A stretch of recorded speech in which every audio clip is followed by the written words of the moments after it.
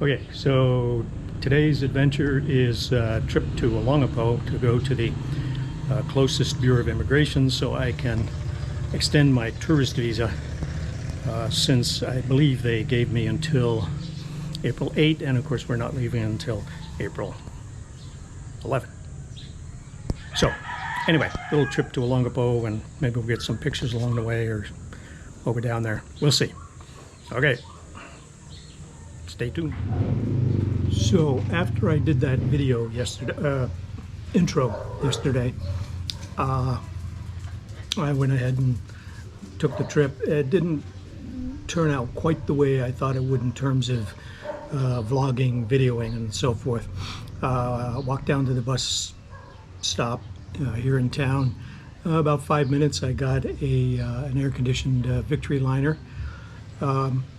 Didn't film, video, anything at that point because it was standing room only. So I stood in the aisle with everybody else for about 15 or 20 minutes of the trip. The trip in its entirety took a little over an hour. But then after a while, a seat did clear up, so I was able to grab it. Only had to push two little old ladies out of my way in order to get it, so it seemed to work out okay. Then I got to the Victory Liner station in Olongapo, kind of got my bearings, found a tricycle, and got in thinking that, well, I told them where I wanted to go, and got in thinking that I would grab my camera out of my briefcase, which I had over my shoulder, and film the trip through town. Well, so what he did was he immediately did a U-turn. We were on a one-way street, and he did a U-turn, so now he's going against traffic, full speed, and going around corners, and I had to brace my feet in order to, I didn't want to fall out, and I wasn't going to try to film, hang on, oh, okay, and we're back, and we're going, and bumps, oh my gosh. Let me tell you this, that tricycle, a lot of tricycles, there's not what you would call a suspension or springs or anything like that to cushion the shock of going over bumps, and especially going through potholes. I'm now officially 3 inches shorter than I was when I got here. Anyway, so we got to the Bureau of Immigration, and of course I didn't ask, but I doubted that they would allow any filming in there. Got in, and I got some notes here. Oh yes, for those of you who might be interested, I know some people who watch this are old-timers and know all of this stuff, but the address of the Bureau of Immigration, local branch, if you will, is in Olongapo, 42 Gordon Street, if that helps. Should cost about 60 pesos to get from the Victory Liner station to the Bureau of Immigration. Okay, address, yes. So I walked in, and I had already, incidentally, downloaded and filled out a couple of forms, or in particular one form, which I expected I would present to them as I came in. And the gentleman guard, whatever, at the door immediately handed me a form when I told him I wanted to extend my visa, which I think is what they mostly do there. And it was a different form. The form is IRDO4.QF.004, and I'm not sure if it's revision 1 or 2, but that's the one you want. And I'll try to leave a link in here somewhere so that you can find it and download it. Although, as I say, he just sort of automatically handed me one, and I filled it out. Once I got it filled out, I waited for maybe 15, maybe 20 minutes. It wasn't long.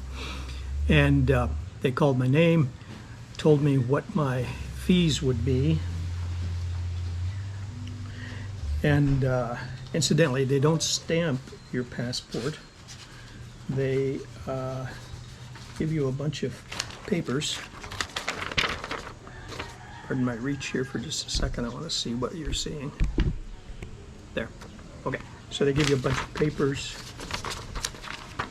This is the receipt. This is the actual I'm okay to stay.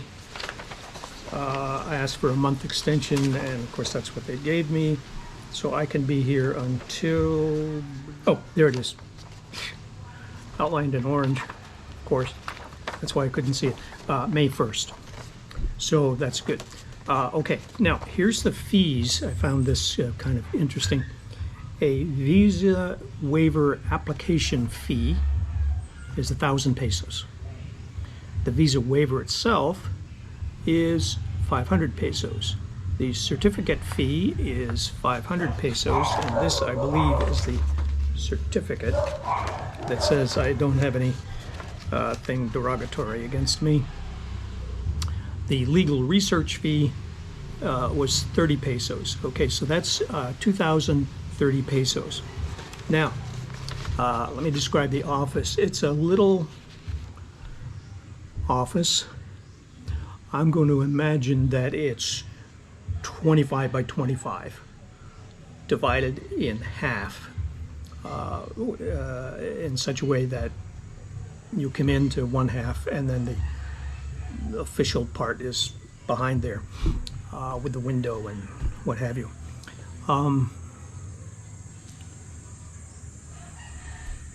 Gave my form to a gentleman, and he took it into the office, and then I waited, as I say, 15 or 20 minutes. And then they called my name, and when they called my name, the lady there had on a calculator, which she put up next to the window, indicated what my fee would be. My fee would be 3,030 pesos. So that's a difference of 1,000 pesos. Where's the 1,000 pesos come from? Well, there was, again, let me, before I tell you that, there were two windows, if you will, both labeled express lane. Okay. When I got there, there was one person waiting. They left. I took a seat. And another fellow came in wearing, he was a Filipino. He was wearing shorts, a t-shirt, and I think sandals. And he walked into the office and did some business and left, I think, before I was finished. I'm thinking he probably works for a travel agent who does expediting visa extensions and so forth. Don't know that. In order for me to get in there, or certainly any American or foreigner, I had to be wearing a shirt with a collar, long pants, and closed-toed shoes. Otherwise, I couldn't have gotten in. Okay, so back to the express lane. The express lane, as I say, there were only two lanes, and they were both express. And there was nobody ahead of me, and nobody behind me. Express lane fee is 500 peso, and the express lane certification was 500 pesos. So the entire bill or fees, if you will, came to 3,030 pesos, which at the exchange rate currently approximately would be $57. Oh, and they want exact change. So luckily, I had the 3,000 and more. I knew that, but the 30 pesos. Luckily, I had a 20 peso bill. I had 2 5 peso coins and 5 1 peso coin. So I just made it in terms of exact change. What would have happened otherwise, I'm not sure. But keep that in mind if you decide you need to go there. Okay, so got my papers left. Caught another trike right outside, and I don't know if these guys were twins or what.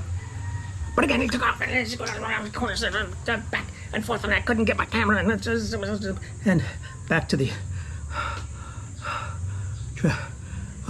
Victory Liner station.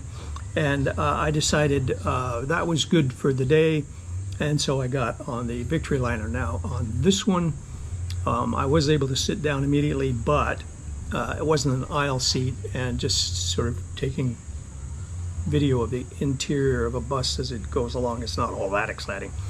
So by the time we got to San Marcelino, pardon me, I was able to get an aisle seat, and I got a few shots on the way back, and then just sort of took it easy for the rest of the day. And that's my story, and I'm sticking to it. Hopefully parts of this will be useful to someone, and let me know what else I can do for you. Okay, enjoy the rest of the video.